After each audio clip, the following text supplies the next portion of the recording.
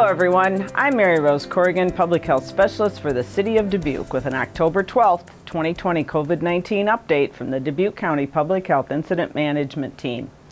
Dubuque County's total case count is 4,174. I'm not going to talk a lot about all the statistics I normally do. Cases are climbing, now over 4,000, and there's been 418 in the last 7 days. The trend line continues upward, including the state's cases, passing 100,000 this weekend. Deaths keep happening, and we're at 48 in Dubuque. Hospitalizations are up and staying there. Yesterday there were 22.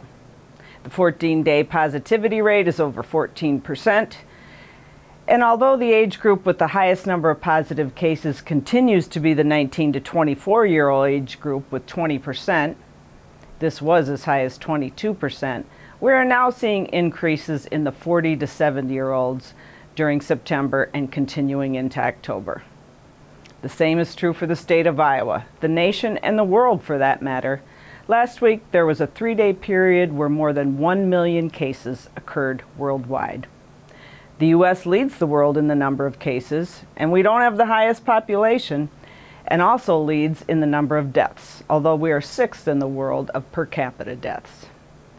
Back home, Iowa's hospitalizations are also on a steep trend line increase since the 3rd week in September, and this will likely be maintained for a few weeks.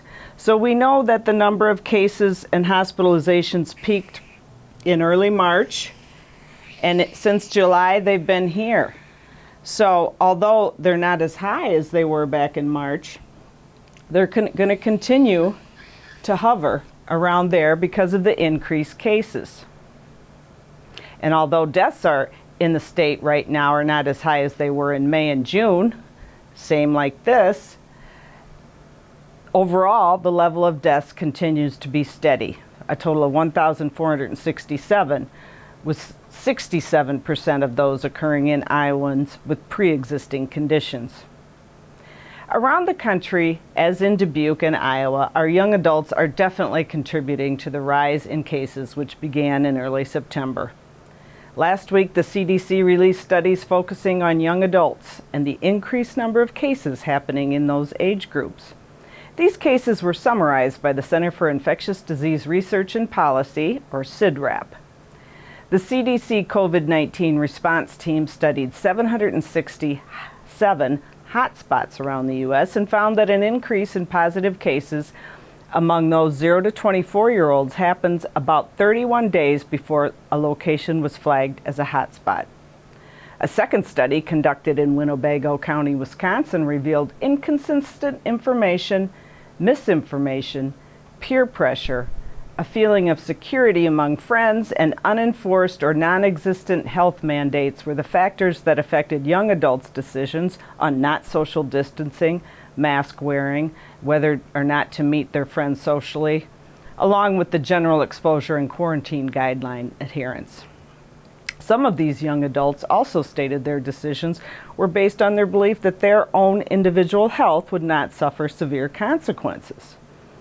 These studies and findings reinforce some of my messages from last week, that just because young adults don't typically suffer serious illness or health effects from COVID-19 doesn't mean they shouldn't take it seriously and do their part to prevent the spread, especially since they are active in the community and we are not seeing increases in older populations. Another research letter published in JAMA for Internal Medicine showed the risks associated with hospitalized young adults due to COVID-19 are serious. And yes, there are hospitalized young adults. A study of over 3,000 adults aged 18 to 34 revealed that 21% needed intensive care and 10% required a ventilator, and 2.7% died.